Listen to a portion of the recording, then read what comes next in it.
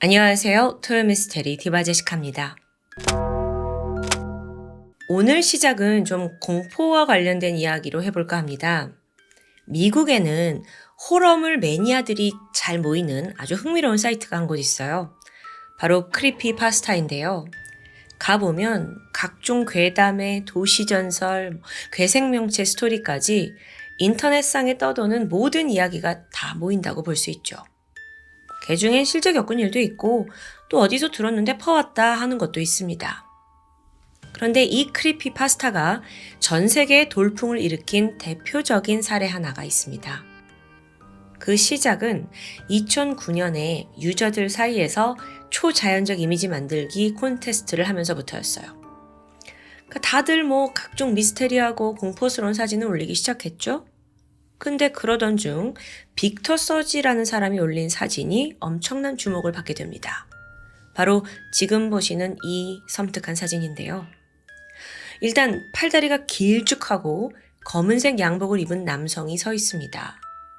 눈, 코, 입이 없는 건지 하얀 마스크를 쓴 듯해요. 그리고 옆에 있는 작은 여자아이의 손을 잡고 있죠. 이 사람이 누가 봐도 인간이라기엔 키가 너무 커요.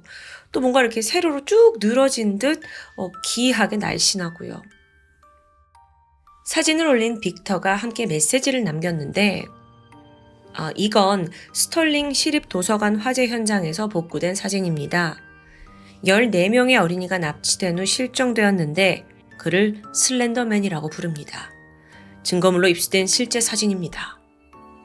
자, 그렇게 이 사진 속 인물에게 슬렌더맨이라는 이름이 붙여졌어요. 그리고 그는 크리피파스타가 낳은 최고의 스타였죠.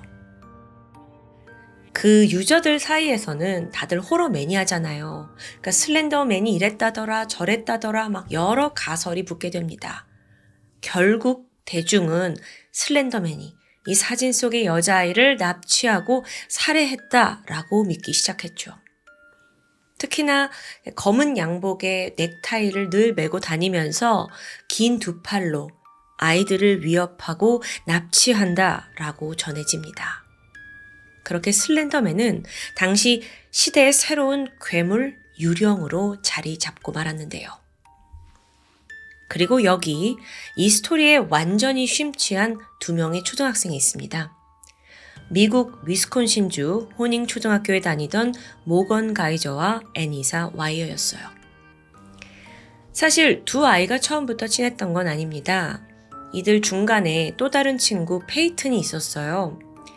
2013년에 초등학교 5학년이던 페이튼이 점심시간에 혼자 밥을 먹는 모건을 발견합니다. 페이튼은 평소에도 막 애들 중에 소외되고 막 혼자 놀고 이런 걸 좀 참지 못했던 것 같아요. 그래서 먼저 다가가서 모건을 챙겨줬고 다정하게 대화를 나눴죠. 그렇게 두 사람이 급격히 친해졌는데요. 맨날 같이 점심 먹고 수업도 듣고 우정 쌓여갑니다. 베프됐어요. 그러다가 1년이 지난 2014년에 상황이 급변했죠. 모건이 같은 아파트에 사는 새로운 친구 애니사를 알게 된 겁니다. 일단 둘은 집 방향이 같으니까 귀가를 같이 하죠. 게다가 성격적으로도 조용한 편이었어요. 그게 비슷해요. 무엇보다 이 두 사람이 환호하는 공통의 관심사가 있었는데 그게 바로 크리피파스타였습니다. 특히나 두 사람은 당시 열풍이었던 슬렌더맨 여기에 열렬한 팬이었어요. 그렇게 빠르게 친해진 거죠. 처음에는 페이튼까지 세 명이 함께 어울렸는데요. 시간이 가면 갈수록 이 모건과 애니사가 슬렌더맨을 너무 광적으로 막 신봉하는 거예요. 초등학생인데도 불구하고요. 그러니까 페이튼과 좀 사이가 갈라지게 됩니다. 페이튼은 얘네들 좀 이상한데? 하고 이질감을 느꼈다고 해요. 모건과 애니사는 전혀 개의치 않았습니다. 오히려 쉬는 시간에도 학교 후에도 둘이 쫑알쫑알 슬렌더맨 이야기만 해요. 이게 마치 한국으로 치면 같은 아이돌을 좋아하면 애들끼리 할 얘기가 많아지잖아요. 그러니까 이 둘한테는 슬렌더맨이 그들의 아이돌이었던 거예요. 그래서 밤 늦게까지 통화를 하면서 슬렌더맨이 이랬다더라 저랬다더라 계속 이야기를 이어갔죠. 아니, 도대체 무슨 이야기 할 게 그렇게 많냐 싶은데요. 사실 모건과 애니사에게 슬렌더맨은 현실에 실제로 존재하는 사람이었어요. 아니, 유령이었어요. 그렇게 굳게 믿고 있었던 거예요. 특히나 모건에게 슬렌더맨은 우상 그 이상이었습니다. 뭔가 사람들한테 공포감을 주는 그 강한 존재감에 매료된 거예요. 동경을 한 거죠. 그러던 어느 날입니다. 모건이 갑자기 머릿속으로부터 어떤 남성의 목소리를 듣기 시작합니다. 처음에는 간단한 메시지였는데 점점 시간이 갈수록 그 목소리와 대화를 나누기 시작했죠. 그리고 모건은 이걸 슬렌더맨이 자신에게 보내는 텔레파시라고 믿게 돼요. 너무도 기뻤죠. 그래서 애니사한테 가서 야, 슬렌더맨이 나 알고 있나 봐. 들떠서 자랑도 합니다. 슬렌더맨을 강하게 믿고 있던 애니사도 같이 막 흥분을 해줘요. 결국 두 사람은 우리가 슬렌더맨을 직접 만나야겠다 결심을 합니다. 그래서 크리피파스타를 계속 검색을 하다 보니까 그 안에 슬렌더맨이 여기 출몰했다 저기 출몰했다 막 정보가 있어요. 보니까 집에서 꽤 가까운 곳에 슬렌더맨이 출몰을 하더라고요. 거기가 바로 집 인근에 있는 데이비드 파크라는 공원이었어요.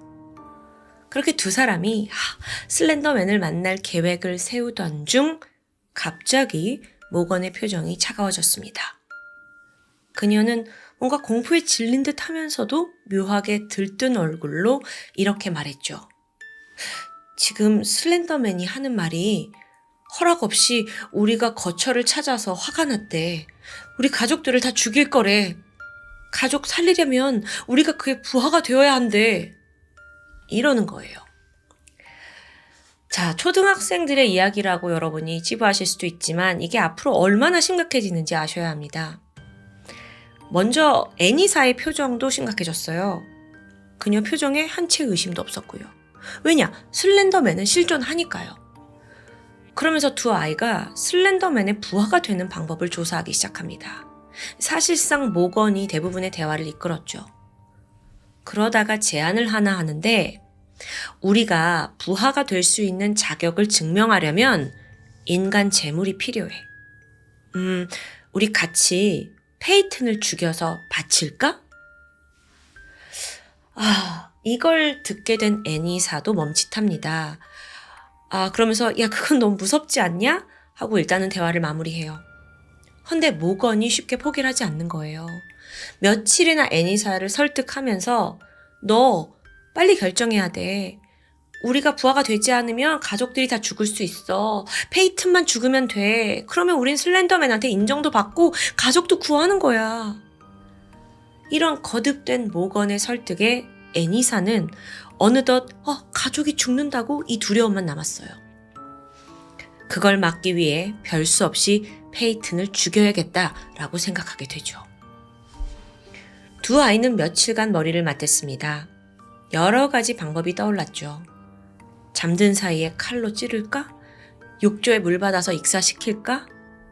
아니 이게 12살, 13살 초등학생들이 생각했다고 정말 믿기 힘든 섬뜩한 이야기였습니다. 그리고 결국 오랜 토론 끝에 슬렌더맨이 살고 있는 데이비드 공원에서 범행을 저지르기로 결심합니다. 그들만의 암호도 만들었어요. 칼은 크래커라고 부르고 숲은 캠핑이라고 불렀죠. 그렇게 둘이서 은밀한 살인 계획을 구체화했습니다. 그러다 2014년 5월 30일, 그날은 모건의 생일 파티가 있던 날이죠. 애가 12살이 되는 날이었어요. 가장 친했던 친구 애니사가 파티에 왔고 또 페이튼도 초대를 받았습니다. 얘네들끼리 소위 미국에서 슬립오버라고 하는 막 먹고 마시면서 그날 생일 파티 당사자의 집에서 자고 가는 파자마 파티를 열게 됩니다. 오랜만에 페이튼을 만난 거잖아요. 근데 모건과 애니사가 유독 친절하게 대해주더라고요. 막 먹을 거, 피자와 컵케이크 챙겨주고 또 밤이 되니까 도란도란 맞장구도 쳐주면서 수다도 나누고 정말 즐거운 시간이었습니다. 이걸 누가 보면 그냥 평범한 초등학생 여자애들끼리 깔깔대면서 노는 그런 모습이에요. 그러다 문득 모건이 페이튼에게 물었죠. 우리 내일 데이비드 공원에서 같이 놀래? 사실 페이튼에게는 이런 시간이 꽤 오랜만이었어요. 원래는 모건이랑 제일 친했는데 얼마 전부터 애니사가 나타나더니 좀 뺏긴 느낌도 들었죠. 얘네 둘이서 너무 슬렌더맨에 막 빠져 있다 보니까 거리를 둔 것도 맞습니다. 근데 간만에 이렇게 만나서 노니까 너무 즐거워요. 그러면서 페이튼도 들떠가지고는 야, 너네 그 데이비드 공원 가는 게 슬렌더맨 찾으려고 가는 거지? 나도 같이 가. 흔쾌히 동의를 하게 됩니다. 그리고 바로 이때 모건과 애니사는 만족스럽다는 듯 눈이 마주쳤죠. 다음 날 아침, 모건은 먼저 일어나서 부엌으로 갑니다. 칼 한 자루를 꺼내서 자신의 가방에 넣었죠. 그리고 아침 9시부터 다녀올게요 하고 친구들과 함께 공원으로 향하는데요. 잠시 후 이 공원에서도 유독 한적한 곳을 찾아 헤매던 중에 공중 화장실이 눈에 들어왔어요. 아, 저기야. 셋이 다 같이 안으로 들어가게 되는데 사실 이 공범들이 원래대로라면 화장실에서 페이튼을 공격할 생각이었습니다. 근데 이때 칼자루를 쥐고 있던 모건이 좀 겁이 난 것 같아요. 주저하는 거예요. 애니사 또한 여기 피가 많이 튈 것 같은데 안 되겠다 생각을 하게 되죠. 그리고 잠시 후에 세 사람은 근처 숲길로 향했습니다. 이 데이비드 공원에서도 남동쪽에 있는 덤불 지역이었어요. 이때 애니사가 말하죠. 야 페이튼, 풀 속에 벌레 있는지 찾아볼래? 그래서 막 둘이서 같이 찾아보게 돼요. 페이튼이 잠시 정신이 팔린 사이에 그 뒤에 있던 모건은 다시 13cm짜리 칼자루를 손에 꼭 쥐게 됩니다. 그리고 잠시 후 페이튼 모르게 애니사가 살짝 다가와서 속삭여요. 모건, 네가 해야 돼. 지금 당장.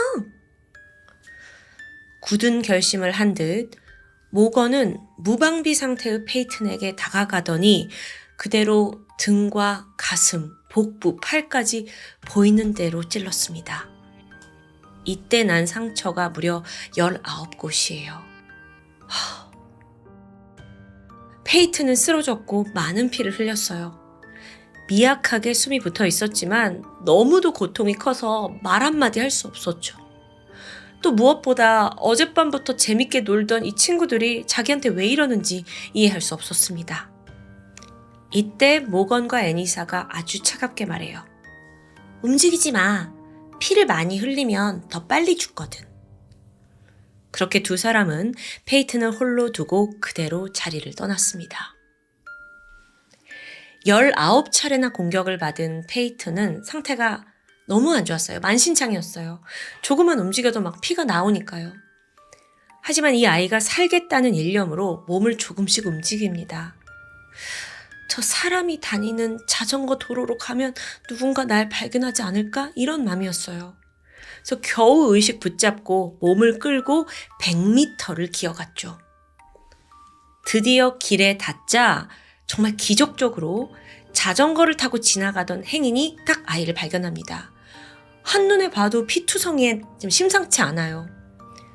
이때 페이튼도 사람을 보니까 이제 살았다 싶었는지 정신을 잃게 됐고요.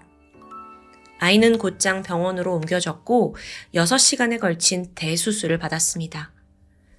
담당 의사에 따르면 복부의 대동맥이 손상된 상태였는데요. 만약 정말 1mm만 더 칼이 들어갔더라면 현장에서 바로 죽었을지도 모른다고 말했죠. 천신만고 끝에 페이튼은 기적적으로 생존합니다. 하지만 그날 겪은 트라우마는 평생 잊을 수 없겠죠.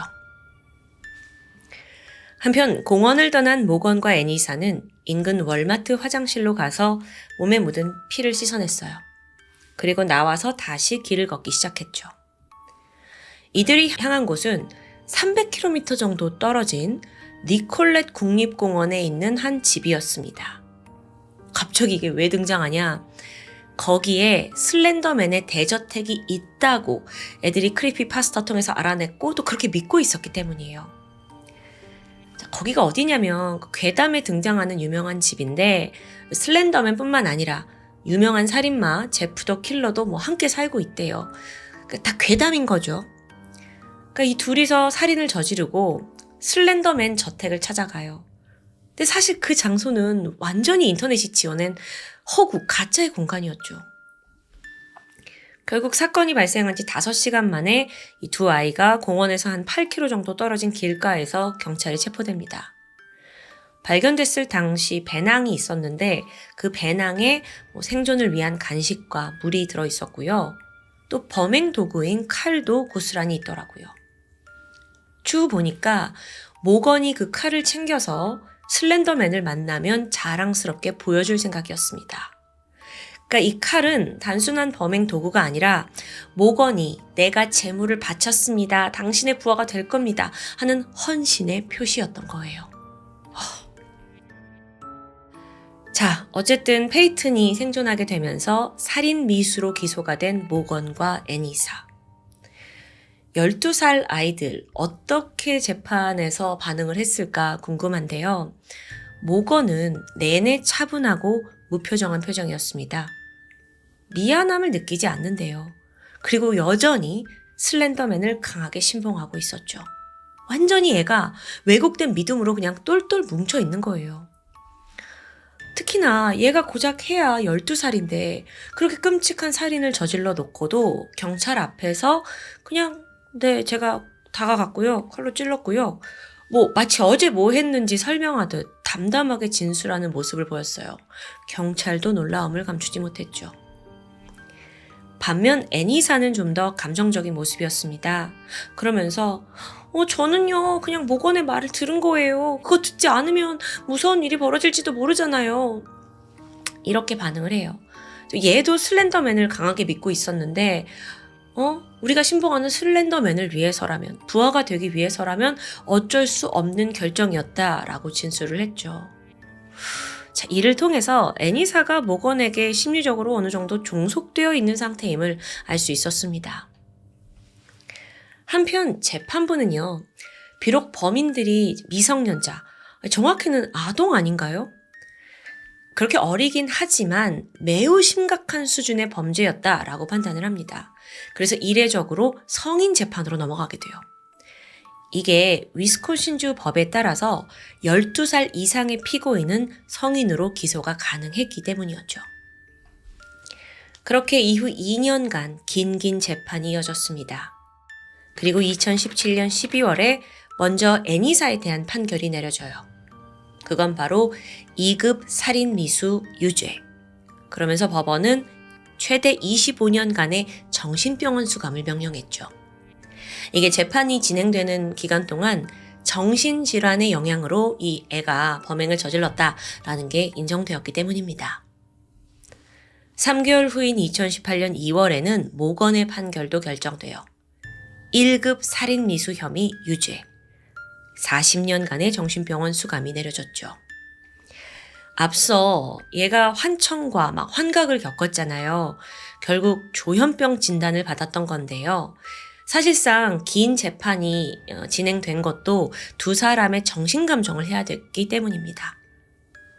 어쨌든 그렇게 아동 살인마로 세간을 떠들썩하게 했던 모건과 애니사는 각각 정신병동에 수감되면서 사건이 마무리되었습니다. 참고로 제가 알아보니까 애니사 같은 경우에는 2021년 9월에요. 담당 의사가 당신은 이제 재범 가능성이 없습니다 라고 진단을 내렸대요. 그래서 전자발찌 차고 이제 보호 감찰을 받는 조건으로 20살의 나이에 가석방이 내려졌죠. 그러다가 2023년에 아예 전자발찌 규정이 해제되면서 사실상 그녀는 이제 일반인과 다름없는 삶을 살고 있다고 합니다. 반면에 정신적인 문제가 더 심각했던 모건은 현재까지도 정신의료시설에 수감이 된 채 정기적으로 상태를 점검받고 있다고 해요. 근데 아직까지는 사회로 복구할 가능성은 매우 낮다고 합니다. 마지막으로 생존자 페이튼의 이야기를 좀 더 해볼 텐데 사실 죽어서도 잊지 못할 트라우마를 안게 됐어요. 강한 생존 본능으로 겨우 살아났지만 그날의 기억은 매일 밤 그녀를 괴롭혔죠. 오죽하면 페이튼이 한동안 밤에 잘 때 칼을 베개 밑에 넣고 자야만 안심이 되었다고 합니다. 또 한 가지 놀라운 사실이 있는데 그녀가 주범격인 모건의 가족들한테 어떤 메시지를 보내는 줄 아세요? 뭐라고 했냐면, 이 비극은 모건이 아니라 모건의 정신분열증에서 비롯되었다는 걸 전 받아들였습니다. 당신 가족들이 무거운 죄책감을 느끼실 필요가 없습니다. 라고요. 정말 큰 뜻을 가진 위로의 메시지였죠. 한편 이거 꼭 짚고 넘어가야 돼요. 사건이 터지고 직접적인 충격을 받은 그룹이 있죠. 바로 크리피파스타 회원들이었어요. 어쩌면요, 거기 있는 사람들도 다들 괴담인 걸 알면서도 호러물, 공포를 즐기기 위해서 이리저리 양념을 치고 있었는데, 그게 결국 12살 소녀들한테 종교가 되었고 또 살인미수라는 범죄를 만들어낸 상황입니다. 회원들도 일말의 책임을 느꼈는지 피해자를 위한 모금을 진행해요. 또한 슬렌더맨의 원작자 빅터가 나서서 의도치 않게 상처를 받은 이들에게 위로를 건넸습니다. 21세기 현재 우리는 정보의 바닷속에 살고 있습니다. 근데 그 안에 심심치 않게 거짓 선동하는 정보도 넘쳐나고 있어요. 어른들은 그걸 진짜다 가짜다 판별할 수 있다 하지만 아이들한텐 결코 쉬운 일이 아닙니다. 그래서 어떤 전문가들은 이제 학교에서도 인터넷의 가짜 정보를 판별할 수 있는 그런 방법을 가르쳐야 한다라고 주장하고 있어요. 그러니까 기술이 발전할수록 애들도 옛날과 같지 않은 환경에 살고 있잖아요. 그러니까 그에 맞는 새로운 교육이 있어야 한다라는 꽤 합리적인 주장이었죠. 오늘 사건에 대해서 어떤 이는 그냥 정신분열증에 걸린 꼬마아이들의 미친 짓 아니었냐라고 단순하게 판단하실 수도 있습니다. 하지만 그 광적인 애들의 상상력에 그 불씨에 기름까지 부어준 어른들은 정말 아무 잘못이 없는 걸까요? 지금까지 토요미스테리 디바제시카였습니다. 안녕하세요. 토요미스테리 디바제시카입니다. 지난 2021년 4월 미국에 살던 23살 대학생 브렌다는 평소에 자주 방문하는 레딧에 접속해서 흥미로운 게 없는지 뒤지고 있었습니다. 참고로 레딧이라는 건 미국의 유명한 커뮤니티 사이트인데 여기에 올라온 게시물들은 유저들의 업, 다운 투표를 통해서 순위가 결정됩니다. 그러니까 쉽게 말해서 좋아요를 많이 받은 게시물은 주제에 따라서 메인 페이지에 바로 노출이 되는 구조죠. 브렌다 또한 메인에 등록된 그 인기 있는 글 여러 개를 보던 중 한 게시물에 즉각 얼굴을 찌푸리게 되는데요. 제목을 보니까 잠자는 여성들의 눈이 궁금하세요? 클릭을 해보니까 잠에 빠진 여성이 있는데 그녀의 눈을 누군가가 고의로 이렇게 뒤집어 까서 보여주는 아주 불편한 모습입니다. 그런데 문제는 이게 한 장이 아니었고요. 스크롤로 내려보니까 또 다른 여성들의 눈을 이렇게 뒤집어 까는 장면이 연달아서 계속 게시되는 겁니다. 뭡니까 이게? 그래서 보니까 이 게시물을 올린 당사자는 이거 내가 찍은 게 아니다. 이건 한 유튜브 채널을 통해서 소름 끼치는 영상들이 나오는 걸 캡처한 거다라고 말하는데요. 유튜브 채널의 이름은 미스터 슬리피 피플. 해석하면 자는 사람들 정도입니다. 그런데 이게 결코 평범한 채널이 아니었어요. 브렌다는 즉시 검색창에 미스터 슬리피 피플을 검색해보죠. 채널이 나왔고요. 들어가 보니까 수많은 영상이 있습니다. 근데 하나같이 썸네일에 여성의 감긴 눈을 이렇게 누군가의 손으로 뒤집어 까는 이런 모습이에요. 영어로 어떻게 제목을 줬나 해석을 해보면 파란 눈 여자 눈 검사, 빨간 머리 여자 눈 검사, 사랑스러운 눈 검사, 술 먹고 뻗은 눈 검사, 눈알 움직인 눈 검사. 요 제목도 좀 이상합니다. 혹시 궁금증이 이제 유발이 되니까 영상을 여러분이 보고 싶으실 수도 있을 것 같은데 실제 영상이 다소 불쾌할 수 있어서 저는 말로만 설명하고자 합니다. 일단 모든 영상의 시작은 비슷합니다. 누군가가 카메라를 잡고 있고 여성이 잠들어 있는 공간으로 조용히 으슥하게 들어가죠. 그리고는 그 자고 있는 여성의 눈꺼풀을 뒤집는 기행을 저지릅니다.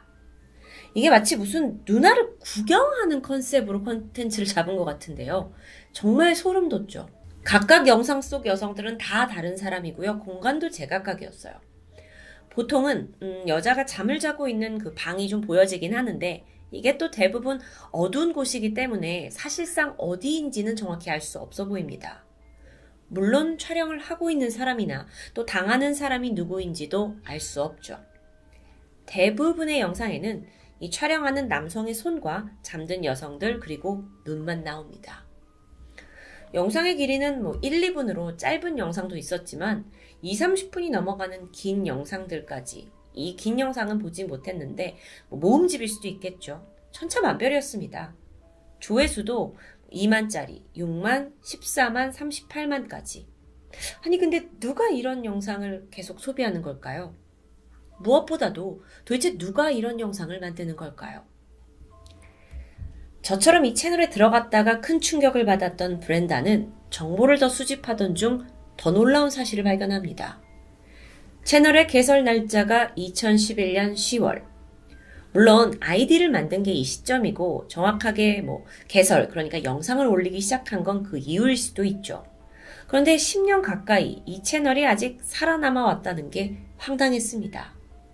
그래서 브렌다가 과거의 영상들을 하나하나 뒤집어 보던 중 초기와 다르게 영상 수위도 점차 자극적으로 변해온 것을 발견하게 돼요. 그 한 예로 어떤 영상에서는 여자만 나오는 게 아닙니다. 그녀 옆에 남자친구로 보이는 남성이 다정하게 누워 있어요. 근데 촬영자가 전혀 개의치 않았고요. 자고 있는 이들에게 가까이 다가가죠. 그리고 그중 여성의 눈을 뒤집어서 보여줍니다. 이게 좀 전과 다르게 좀 대범한 모습인 것 같은데 또 다른 영상에서는 여성의 눈을 이렇게 뒤집어요. 근데 여기서 끝나지 않았고 제가 정말 말하기도 너무 힘든데 이 누나를 혀로 핥는 아주 엽기적인 모습까지 보여줬습니다. 상식적으로 이해가 되질 않아요. 그런데 여기서 우리가 짚고 넘어가야 할 것이 있습니다. 과연 이 여성들은 단순히 깊은 잠에 든 걸까요? 혹시 약물에 취해서 의식 불명 상태는 아니었을까요? 그렇다면 이건 심각한 상황입니다. 채널에 이런 문제점을 제기한 브렌다. 그녀는 이 영상들이 어떤 성적 패티시를 기반으로 촬영된 일종의 약혐 포르노라고 주장했습니다. 그러면서 영상이 결코 합의가 된 후에 촬영된 게 아니다라고 주장했죠. 더 근본적으로 이 기한 채널이 버젓이 운영된다는 게 유튜브가 그동안 관리 감독을 너무 부실하게 한 게 아니냐라고 지적하기도 했습니다. 충분히 공감이 되는데요. 그러고 보니까 미스터 슬리피 피플, 이 채널은 예전부터 네티즌들 사이에서 많은 논쟁을 일으켰습니다. 일각에서는 이거 다 연출된 주작이다 라고 비웃었죠. 근데 그도 그럴 만한 이유가 되는 게 그 많은 영상들을 만들면서 어떻게 단 한 번도 그 주인공 여성에게 이걸 들키지 않고 촬영할 수 있냐라는 겁니다. 정말 모든 영상들에서 깨어나는 사람이 없어요. 그러니까 이 테러를 이렇게 당하고 있는데 어떻게 그냥 다 잠들어 있을 수 있죠? 게다가 내가 이 피해를 받은 당사자다라고 말하는 사람도 없었고요. 그렇다 보니까 이건 그 흔한 유튜브 주장 영상이다라는 의견인데요. 거기에 더해서 모든 영상이 그렇다면 합의가 되었고 또는 양쪽이 다 돈을 주고 받고 이루어진 촬영이 아니냐라는 주장도 있습니다. 적당한 페이를 주면서 출연자를 모아왔다는 건데 만약 그런 방식으로 엽기적인 영상을 제작해서 돈을 벌 목적이었다면 분명 이 채널의 썸네일과 영상은 조회수를 올리기에 자극적인 소재인 건 분명합니다. 그런데요, 여러분. 실질적으로 이 영상들이 그렇게 조작으로 만들어졌다라는 의견보다는 대부분의 사람들은 조작이 아니다라는 데 공감하고 있습니다. 그에 대한 이유가 궁금한데 일단 영상을 잘 보시면 여성들의 눈에 주목할 수밖에 없어요. 눈꺼풀이 촬영자에 의해서 이렇게 들려 올려지죠.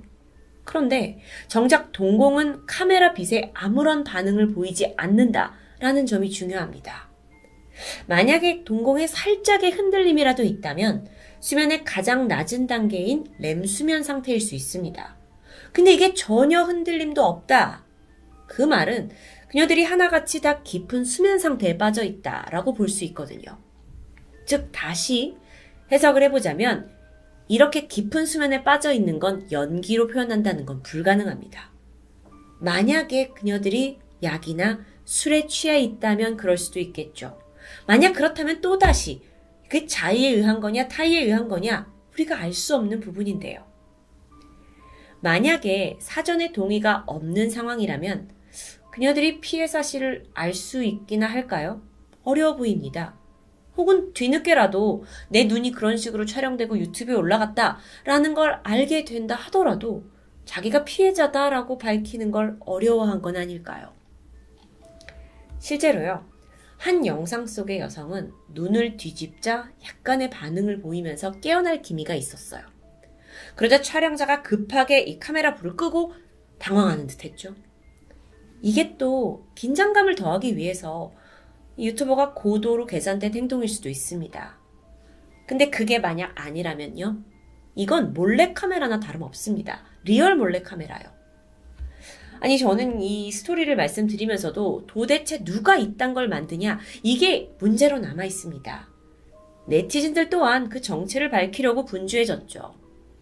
그래서 그 중에 가장 많은 동의를 얻은 가설을 보면 사실 이렇게 다양한 젊은 여성들을 쉽게 접근해서 잠자는 모습을 촬영할 수 있는 곳이 어딜까? 혹시 학교 기숙사 아니면 어떤 집합체 안에서 자는 곳 이런 곳이 아닐까? 라는 가설입니다. 충분히 가능성이 있어 보여요. 비록 촬영자는 영상 내내 한 명이지만 집단적으로 이걸 돕는 조력자가 있었다면 또 오랜 기간 동안 들키지 않고 영상을 계속 만들어낼 수 있었을 테니까요. 이게 만약 진짜라면 이것 또한 심각한 범죄 중에 하나입니다. 결국 이런 가설들 끝에 미스터 슬리피 피플 이 채널은 매우 패티시즘적인 포르노다라는 수식어까지 붙게 되죠. 여기서 잠깐 여러분은 혹시 솜노필리아라는 단어 들어보신 적 있을까요? 이건 일명 수면 기호증이라고 불리는 건데요. 의식이 없거나 의식을 잃은 상대에게서 성욕을 느끼는 그런 성향을 말합니다. 다른 말로 잠자는 숲속의 공주 증후군이라고도 불리죠. 솜노필리아, 이건 이상성욕으로 알려진 성도착증의 한 종류로 분류됩니다. 참고로 그 성도착증의 종류를 보면 예전에 톰에서도 소개를 한 적이 있는데 시체를 보면 성욕을 느끼는 네크로필리아, 타인의 배뇨 활동에 성욕을 느끼는 유롤라그니아, 그리고 소아에게 성욕을 느끼는 페도필리아 등이 있죠. 이 중 몇몇 기이한 성욕들은 범죄에 속합니다. 특히나 페도필리아는 아주 심각한 중범죄인데요. 다시 솜노필리아로 돌아와서 이것의 가장 큰 문제가 뭐냐라는 건 상대가 의식이 없다는 조건이 붙기 때문입니다.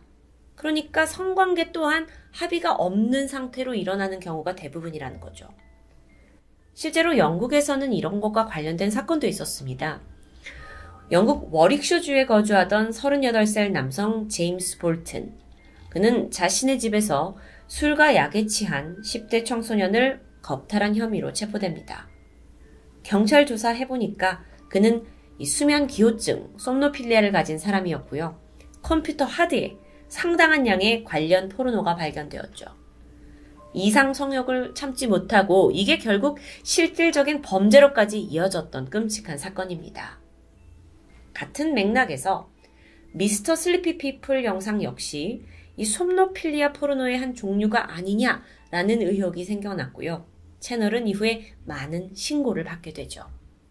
유튜브가 다행히 대중의 반응에 즉각 조치를 취하게 되면서 현재 해당 채널과 영상은 모두 삭제된 상태입니다. 하지만요, 여러분, 여전히 잡음은 계속되고 있습니다. 이 미스터 슬리피 피플이 올린 기괴한 영상을 그간 즐기던 사람들이 있었습니다. 그리고 그들은 댓글창을 통해서 자신들만의 커뮤니티를 만들었던 건데요. 사실 댓글을 살펴보면 아주 추잡하기 짝이 없습니다. 누구는 막 좀 더 수위가 높은 영상을 올려달라. 눈을 뒤집는 거 말고 좀 어떤 가학행위가 더 들어가면 좋지 않겠냐? 라는 막 방법을 추천하기도 해요. 더러워요, 더러워 아주. 또한 사람이 언제 가장 깊게 잠이 드는지, 그럴 때 어떠한 행위를 우리가 할 수 있는지 정보를 공유하기도 합니다. 아주 미친놈들이에요.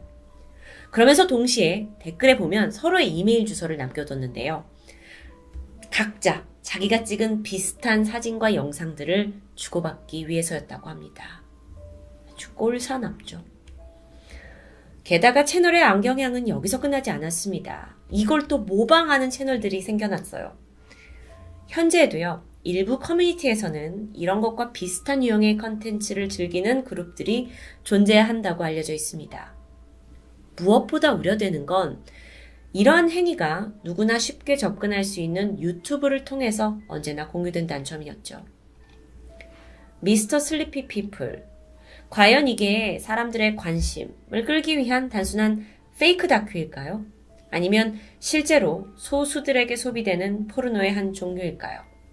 채널이 현재는 삭제되었지만 운영자가 언제 또 어떤 방식으로 다시 돌아올지는 아무도 알 수 없습니다.